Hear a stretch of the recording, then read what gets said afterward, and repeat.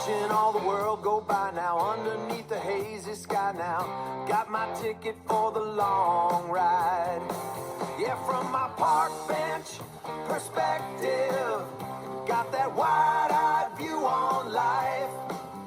My park bench perspective, helping me to win the fight. Hey, Mike Hammer, how are ya? Carlos Figueroa, I'm doing fantastic. And yourself, my friend? I'm doing really well, enjoying this super hot summer. Yeah, the last couple days, or yesterday, I guess yesterday and today have been a heck of a reprieve. But boy, it's been impressive. That weather is. Although with a grain of salt as a Minnesotan, because I was talking to my aunt that lives in Phoenix, and she's like, been about 114. I'm like, okay, you win. But it's still too hot for me in the 90s. Yeah, 90s, high 90s, and yes, humidity is a factor, but then the smoke, and then the smoke is really bad. It really bad. I've got one of the many people out there with lung issues, and it's painful to me. smoking without a smoking jacket because it's too hot. Yeah. Well, this is an awkward transition, but I'm going to do it. I'll talk a little bit about some of the folks in our hometown in St. Louis Park are suffering. The folks at the Helix apartment fire this past week, I think 90 plus apartments, people were affected, and it's been quite a trauma. I know that St. Louis Park has the St. Louis Park Emergency Program STEP, and I think I mentioned in a post, but we'll be donating our July advertising revenue to STEP in order to do what we can to help people that are hurting in our hometown of St. Louis Park. I also wanted to mention, I don't know if you've been back in the old hood in the last few weeks, but there's quite the construction project going on at Louisiana and Cedar Lake Road.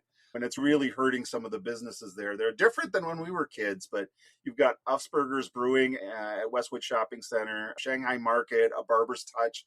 So if you live in St. Louis Park, you got an extra few minutes, maybe patronize some of these businesses. They're really hurting. It's really hard to get to them, but you can get there. If you find yourself in St. Louis Park, show these people some grace and bring them some business during this tough construction period. That's all I got about the St. Louis Park situation, buddy. That's shouts out. I mean, to helping the complex, the fire. That's devastating anywhere. But when you know exactly where it is and what it's about, it's hard to take in because it just disrupts stuff what nobody's. I actually had about 20 years ago, I was living in an apartment in Bloomington, and it had a main section that had the office in it, and then the gym and the pool. And then it had a couple of buildings that attached to it and swung off. That main thing, that whole main building burned down one night. So it's been fair amount. I didn't have to evacuate my apartment because it wasn't smoke damaged or water damaged, but it was kind of weird just being standing out there watching firefighters in the middle of the night. And that one, you don't know how it happened. You hope it wasn't somebody's sick idea. Yeah, no idea how. I never heard how the one started in. But then it's a 24-hour building, so people could go in there at any time. But yeah, I don't know. But it's scary, and I can't imagine being told, okay, you can't go back to your house, can't get any of your stuff, it's all gone. I just can't imagine. Yeah, the apartment buildings in downtown St. Paul, where the elevators, the under foreclosure, and all that. But then the unfortunate shooting in St. Paul, Highland Park. Yeah, I don't know. Life's just weird when you get frustrated. You don't want to pay your $65 garage. Just don't pay it. I'm going to quote Kirby Puckett when I realize there are probably great philosophers that have said it better. Nobody promises you tomorrow. Oh, and you shouldn't spend all your time paranoid or this and that. Keep in mind that it's going to end someday. So, have that piece of cake. It's okay. Go back to that thing at St. Louis Park, the corner of Louisiana. The construction. I always, St. Paul went through it. Everybody that had the light rail in front of it. You've been a business owner. I've been a business owner. You wonder, you don't budget for this because most of the time you're just budgeting to get to next month. It's not like you're sitting there going, no one plans. It's okay. What do I do if no one can get to my business? And I'm sure there's some stuff. You know what? I'm guilty of it. I'm guilty. I'm not going to go there. It's construction. It's pain in the ass. You know what? Maybe deal with a little bit of inconvenience and help some folks out that are suffering. Yeah, I understand when infrastructure has to be upgraded because it has to get done. But I feel like sometimes they don't. I don't know. I feel like they could maybe do a better job of communicating and working with the businesses. construction's construction, and it's roads have to get closed. It has to get done. But I just hate to see the collateral damage. We're not talking about millionaires here. We're talking about people that put blood and sweat and tears into their businesses. But And I it's have a funny. topic for you today because I honestly Okay. don't know. I have a question for you. I do Okay. not know the answer to this. But what, if anything, does Mike Hammer fear? What are you afraid of? Do you have any fears? Do I have any fears into real phobias or fears? I know I'm not really good in confined. It has to be Yeah, pretty confined. And I yeah, know that. yeah. I know that because back in the day, and we would go to the Flying Cloud Drive-In Theater, Yes. and every once in a while, we had more people than money to attend. Yeah, so maybe some people decided to take a nap underneath the sofa or the bed or in the trunk. There was a couple places. One in a van. Yeah, We had a buddy a little bit older that yeah. we'd go in his Well, I hid in that van to get into a drive movie before. underneath the couch, which Yep. was. And then another time there was. So did you feel a little claustrophobia, a little anxiety there? Yeah, the time it was a little bit weirder was Steve Falken was a couple years older than us, and Yeah. a few of us worked Rest at in the peace, gas Steve. station down there. A few of us worked at that gas station down Yeah, there the in the K corner of gas, right? Cedar, K gas, Cedar or K gas pumpers down at, Yeah. and that's when people came out and pumped gas into your car. Yes. And a lot of gas tanks were behind the license plate in the back of the car. Yes. And so Steve Falken had a Catalina 400. And I don't know why the name stuck, but it was Stuck with you. gold. He always yelled the name out, and it was Mm-hmm. gold with gold interior, like that hard fake plastic leather or whatever. And it was fast. It was 400 under Yeah. that. But I remember we were going to the drive-in, and the drive-ins, if you were to take the unconventional way of going through the lanes up and over each berm, because they kind of go at a Yep. slant. So Yep. Yeah. but I remember me and Madge had to go in the trunk because back to the money quota. So all of a sudden we're back there and we're going through it. And he goes instead of because there is a drive or path between where you could drive into parallel with the berms and then turn into one. But he was driving over them. We get there, also we're like, let us out. Nope, can't. Security's here. That went on for 15, 20 minutes. It's dark in the trunk. It's summer. It's kind of warm. And you're cozy with the buddy of yours that you're like, hey, let's keep this professional. And they finally let us out, and they were sitting in lawn chairs drinking beer, and we're like, yeah, no one was here. We just felt like leaving you in there. That was That maybe was a little bit of anxiety. Like, attributed to my. we could do an entire series on mine, but I'll start with I can't do an MRI without drugs. I can't freak Those out. were weird. Those were weirder. Remember at the beginning when you were like in a tube of toothpaste Yeah. because there was a cap on the end, and the only Yeah. spot was Yeah. you could see your feet. Yeah. And I don't know if it's just me, but I bet you there's not just me. Plenty of people have figured if something goes south here, I can shimmy down, move my shoulders. I can get out of here if the fire alarm goes off because those people are going to bolt. They're not going to grab me by my feet and yank me up. I have to tell you, I've gone up and down in size so many times. You should nickname me Yo-Yo, but even when I've not been that huge, it's the shoulders is the problem. Is it's just not enough for my shoulders, and there are different size MRIs because I've had them. I go to North Memorial. So North Memorial has an imaging center, but they also have one at the hospital, and the machine at the hospital is much bigger. Yeah. When they became but I always tell them, give me something that's a pan, one of those lorazepam, one of those pans, and I'm good. The only thing that sucks is you need a ride then, right? But I can't do closed spaces. What about like any animals? Let's get back to that MRI real quick. Go ahead. The funny when they made them open ended, that's fun. And then you know what really gets me going always, and that is you get in there, you know the drill if you've done it before. So you're sitting there and that loud bang. And then they keep asking you, "How you doing in there? Fine. You doing okay? Fine. Hey, I was just checking how you. How about this? Don't ask me again if I'm doing okay, because now I'm starting to wonder if you're okay." But I got my little panic button. I'm like, I'm stress holding it. Unless I get the drugs, then I'm good. So, I just wanted to tell me like the countdown. Like, tell me when I'm a third in. when I'm 2/3, Well, that's and then the thing. I know I've gone in there and it's like, oh, it's got to be almost done. I'm like, no, you've been in here like 30 seconds, dude. yeah, So give me lose a track of third. time. Give me a third when I'm in a third, and then when I have a third left, and then I can start doing, I don't know, Doing the breathing mental math. exercise. Doing the breathing exercise. Anything else in closed space? Nothing else, man. You're fearless. I want to say, there's something will come to me. It's funny. I'm not a phobia of snakes, but they do kind of freak you out when the ground's moving. You're like, what the hell? Snakes. Oh, okay, that's snake. I am happy that I do not encounter snakes on the regular. I'll tell you that. I'm not a big fan. We have snakes here on the property. Yeah. And the property's not a large amount of property. It's just a regular snakes. Blood. But there's snakes. There's a lot of foliage. There's the guard, whatever. Yeah. And it's funny, people long jump before us, and they'll be here long after us. And people jump, and they got a daughter that's like, I'm not going out there for. I'm like, it's a gardener snake. It's it weighs about 1/100th of what you weigh. It could not kill you. There's no universe in which it could kill you. But they're freaky. Oh, it's weird. Yeah. So the hoses that have been out for 10 plus years, they're popular now. The ones that when you fill them with water, they grow. Yeah. And when you turn the water off, they shrink. Yeah. Hoses I'm talking about. Yeah.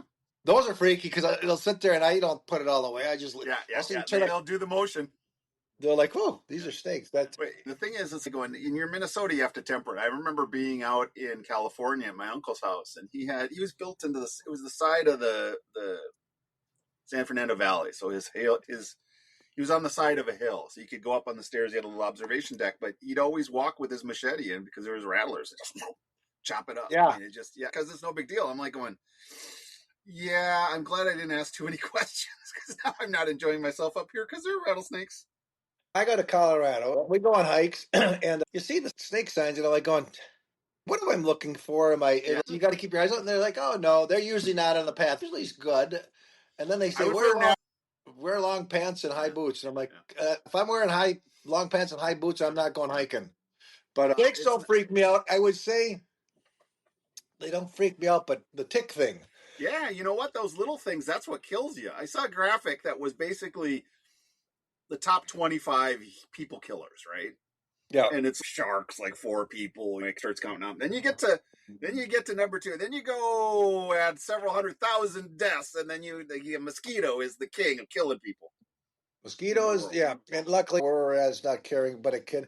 But the tick, all of a sudden, when we were kids, you don't know what kind of restaurant that mosquito ate at before. Maybe he was at some guy who was visiting from Mars that has some new disease. You don't know where that mosquito's been.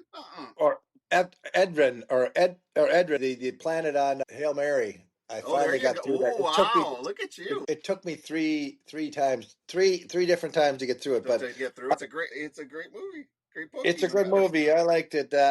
Who doesn't want a Rocky, right? Yeah. But the tick thing is, my son Brady, he got Lyme's disease back when he was 9 years old, and it plays a big factor in the body. And they've come a long way, and now they think. I just read the news because ticks and everything are up, the amount of them, because why not? The temperature's up, ticks are up, everything else is up. They think they might have a vaccine for it. Oh. And that would be nice because, once again, if you go out in any grass, I can't. I walk my dogs, and if I have to go to the side to pick up their beautiful offerings to the earth, it is first world problems. All right, but it's the world we live in. I've got a tangent I want to go down because that's what we do. Because I find it fascinating. Yeah, and I don't remember where. Let's say somewhere China. Okay. But there's monkeys. People can go visit this sanctuary and there are monkeys there. Yeah. And there are a couple of problems. First of all, the monkeys have learned to rob you of your stuff. Like peanuts, this and that, or whatever people buy to feed them and stuff. And one of them will distract you and then the other one will come and take it. But then they've discovered that if they take people's stuff, people will bribe them. So they'll steal people's phones and then, you've got to give me food. Wow, that's not enough. And then they've discovered that it's better to steal cell phones than combs because people pay more in food for cell phones. They've discovered their little criminal conspiracy has discovered what the most profitable items to steal are, and that scares the crap out of me. It's like I saw Planet of the Apes as a little kid. I'm a little worried that these guys are that smart. Damn you all to hell. Damn you, dirty apes. Damn you all to hell. I can't. They are because I got dogs. You've had dogs. Yeah. I don't know I guess the DOGPARK because two of them are in listening distance here. They can't spell. They can't spell yet, but I don't know if there is a vibe I give off because I'll think to myself if I got home from work earlier, I don't have to go in right away, go do stuff right away. I'll think about either going for a WALK because there's a park close or whatever, and then. But the young one, he just starts losing his crap. And the older one, she's getting senile now. She doesn't know why he's losing his crap, so she starts barking because she's like, "Are we barking now? What are we doing? Where are we going?" I thought you were the smart one, and she's like, she's like the old man. Hey, get off my lawn, kids. So she's out there a bit, and I'm like, I don't know how you know it. And if the truth be, I was thinking about taking them. I'm like, how do you know? How do you know what I'm thinking? And if you know what I'm thinking, why can't you pee on the puppy pad instead of the carpet, you asshat, or puke on the hardwood floor, not the carpet when you're sick? So I don't know. They're selective telepathy. Yeah. Well, actually, I am a firm believer that dogs have some kind of a sixth sense or something. Maybe it's that their hearing and smell is so much better, but I remember my dogs knowing when my dad got home from work. Yeah. Oh yeah, they were in a place where he would be, and he was on a regular schedule, and they would be waiting for him, and they would go sit to watch the window where he came, and it was real. This was not like, oh, look what my cute dog does. I'm like, this was behavior that they had learned, and obviously they're not thinking. This is actually where I've talked about on this podcast before. My dear friend from law school, Drew, who passed away, and I really wish I could be talking to him right now about AI because he had a best friend from high school that worked in AI, left high school to go work in AI. And I remember talking to Drew 30 years ago, and he was saying, my friend, and I can't remember his friend's name, says, right now AI is about as intelligent as a little puppy. And I wish I was here to say what the hell happened over the last 25, 30 years that turned it from a puppy into Marmaduke. Marmaduke. Yeah. The interesting part about how they figure it out, or like in Rocky from the movie, he was that was cool, and you got to wonder. They just hear certain words because you say something like a T. Yeah. They know it. They know it, and they know. Oh, they know.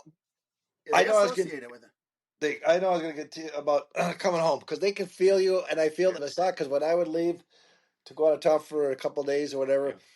Yeah, it was funny. Like Ben would say it, all my kids would say it, but Sasha would be at the door, like before I even turned down the cul-de-sac. Yeah. They'd feel it. And then Annie, my gal, she's gotten me into heart math a number of times. Heart math and dealing with it. And you learn about your brain gives off it emits a sphere of about 3 inches around your head. And your heart gives out one like 3 feet. So that's why you can feel things more, if you believe it or not, I don't know. I believe it. It feels like it makes sense that you feel that connection with cells and stuff close to you. Yeah. And they say animals is way bigger. That's why they know they can feel like Luke. Pre-2020, Carlos would have said enough with that woo stuff about this and that, and it's like, no. I honestly, at this point, really believe there's something going on that we don't understand. Yeah. People want to point and say that's religion or whatever, but to me, there's something going on. There's parallel universes. There's stuff that bumps on. There's little glitches in the matrix. I don't know. I think we may be in a simulation, Mike Cameron. We'll have to raise that as a topic another day. That was one I heard, that our imagination is real. What our dreams are real, and this part of life is really what we're dreaming. Yeah. But even back to the movie, it's funny. I'm not fixated on it, but I got a little quote from her because before he launches, they were talking before the launch because he goes to the one lady, I can't remember her name, but the head lady person in charge of this operation, and he said, "Do you believe in God?" And she goes, or he said, they were talking about religion, so you believe in God? And she goes, "It's better than the alternative." Yeah. Which is always, I had a customer who used to come into the bar, and back when TNT was the big you play the video question quiz game on the TVs in front of you, Yeah. and he'd always rip people for believing in the afterlife, for that we go to heaven. And I would rip on him, going, "You might be the smartest one in here and win most of these, but when you get there to the afterlife and find out that yes, we just turned to dust and we're in the wind, then you come back and tell me." But until that, everybody here that has a sliver of hope and while they're hanging on, you shut the hell up, because you have no right, because you don't know. The other thing too is that there's what's called Pascal's wager, which basically Pascal, old time dude, math dude. Anyways, he goes, listen, is there a God or isn't? Should I believe in God or should I not? All right. He's like, if I don't believe in God and I'm wrong, I could turn out real bad. Yeah, if I do believe in God and I'm wrong, I lived a good life. I did good things. I tried to live a good life. So for him, it's like, you're better off believing in God. Now, I don't think that's how belief works. I think you have to have actual faith. But he's just said, from a practical standpoint, the downside of not believing is pretty damn high if you're wrong. Yeah. The funny is you don't have to have nothing but to believe. You can say, I believe. Well, but it's faith alone, right? It's why not? The story ends better. You never watch a movie where the story didn't end the way you wanted it to? Yeah. And then I say, damn it, when I write my movie, I'll have it end the way I want it to. I want to throw a big ass disclaimer. But I am not questioning anybody's faith or religion. I have no clue. I can barely figure out my own beliefs in the world. I'm not going to judge somebody else. So I don't mean to sound flippant when I talk about faith, because there's people for whom it's real and it's deep and it's abiding. And your daughter can say, I've seen God's influence directly in my life. So that's great. I am not denigrating that. I'm talking from my own personal experience. Yep. You don't want to be up there at the old pearly gates going in your best Lucy Ricardo imitation. Or Ricky Ricardo, I got a lot of splaining to do. But why not believe in something you can't disprove? Honestly, if you want to, I don't think any of the rules are bad. Like the big rules. If you want to start talking about plant, it's people want to bring up their favorite sins. I'll bring out, you can't plant two different crops at the same time. You can't touch a pigskin. You can't do this. You can't do that. So it's like everybody talks about, oh, you can't be gay. It's like there's a lot of other stupid stuff they said you can't do. But the big rules, don't kill people. That's a good rule. The big one. I think any society says, hey, what rules should we have? Don't kill each other. That's a great rule. Let's put that one on the list. Don't take what's not yours. At least ask. Yeah. And then the other one, it's kind of funny in sports, and you kind of can break it down, because they say, I want to thank the Lord. The Lord is not choosing who should win or lose. But what they're basically saying is, I believed in him enough to believe in myself that I could get here. So actually, I think that was a bone of contention here with our man Dan Barrero, who got a little bit of bug in his bonnet on Tony Dungy. Thanking God for the championship, and he's like, so God didn't like the other team. I get what he's doing, but I can also see the other side. You can see the other side, and you look at blind faith sometimes. Swooning Lee was just on TV. You look at a gymnast or something like this, trained so much for that minute, 30 seconds, whatever, of chance. There's got to be some blind faith there. You remember? God, do you remember that kid? I'm sorry, but it just struck in my head. There was the guy, I don't know, this was maybe 40, 50 years ago. He was a speed skater, and his sister died, and his training, and this and that. And I think he had been injured, so he missed it. And he's finally on the Olympics, and he falls. He falls in his big race. And that was just, it was a big redemption story. He ends up, I think, winning a medal or something else like that. But I remember that was a big deal. And, because you made me think of it. It's like you work for year after year and hour after hour, and you get your one shot, and you decide, and that you shit the bed. This just happened, and he's young, so he's got plenty of time to redeem himself. But how about the quad god? Yeah. And how he felt, but you're like, okay, this kid's right, but he didn't seem like a prick, like whatever that swimmer was when he was going Lechke or Lechke, Ryan Lochte. Lochte, you're like, you're a dick. You deserve. I don't know that Ryan Lochte's a dick more than an airhead. Okay, there's that too. I remember Saturday Night Live did Brian Lochte as a character, and the guy's like laughing. He goes, "It's so weird not being wet." I guess sometimes it's hard to decipher between airhead Yeah, and that's true. That's ignorance. true. Isn't he the one that he went out partying and then he claimed that he was kidnapped In Mexico or in something. Mexico? Yeah, during the Olympics, he claimed he was kidnapped because he You know, the old broke saying, do curfew. not confuse my arrogance with airheadedness or my airheadedness with ignorance. But Yeah, and I yeah, think they actually threw some poor gas station guy under the bus or something. They were making all kinds of false accusations. Anyways, you know what? I'm changing. He's not an airhead. He's a dick. yeah, I don't know. Yeah, it's just, Isn't it weird hearing that, that's, that Michael Phelps, who for a certain point in time, greatest athlete of all time, right? Just killed. yeah. I remember why. I don't care about the Olympics, and I remember being excited about his run, and then finding out that the guy has massively struggled his life with depression. And just to me, that is. I appreciate when people of fame and renown are willing to be vulnerable enough to share that kind of information, because it makes it seem like if you're having an issue, you're not so much of a weirdo, right? It's like it's part of the human condition. So, anyways, yeah, just Jason Collins, the basketball player, the yeah, first one to. exactly, yeah. And I just Well, watched something on him the other day, and he was a great guy. didn't the Beach Boy kid that was with the Timberwolves, call him the Beach Boy kid? I think he came out talking about mental health issues too. Oh, who's the guy? He broke his hand doing push-ups, knuckle push-ups. He was with the Wolves. He's related to the Beach Boys. Kevin Love. Kevin Love, yeah, he actually had mental health issues too.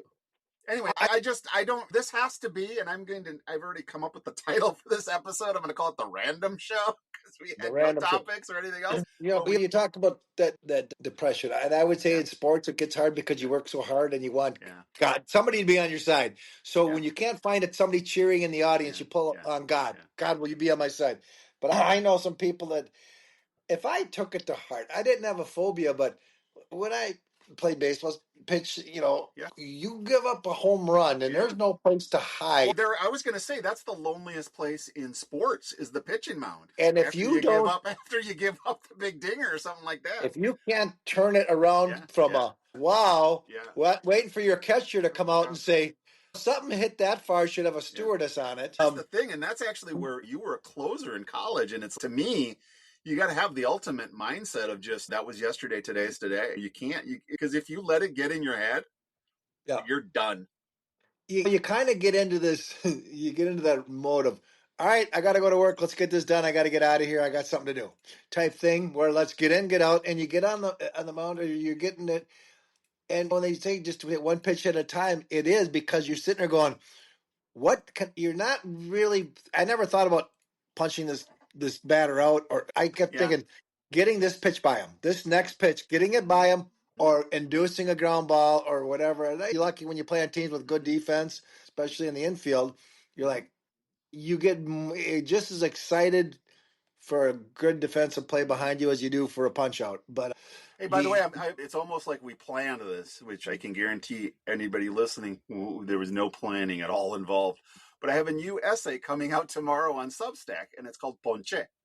And it's what Cubans or my dad and people in Caribbean call strikeout, the punch out, ponche, or lo poncho. And and it's funny how that traveled. It came from the umpire call of like the punch that they do for strikeouts. It's really kind of, I'm doing the motion, but it doesn't translate well on an audio podcast.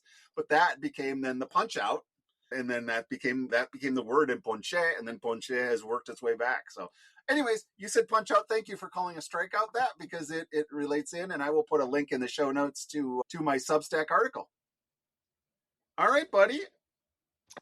This has been good. I'll get into more phobias. I'll think about it because there's little ones where losing a game was kind of a phobia and not going there. But the ones that paralyze me, I don't really have any because it's like, I don't want to say fly by the seat. You are somebody that there's going to be some deep friendship talk that's going to get recorded here.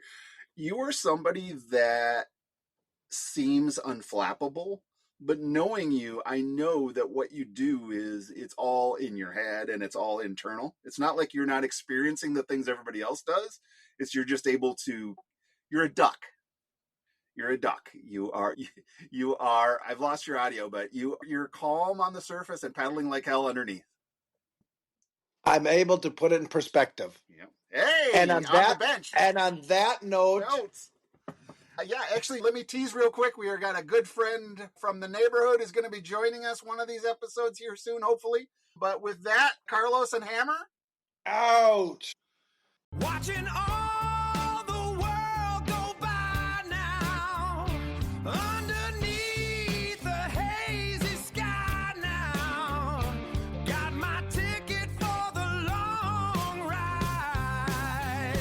Yeah, from my park bench perspective, got that wide-eyed view on life. My park bench perspective helping me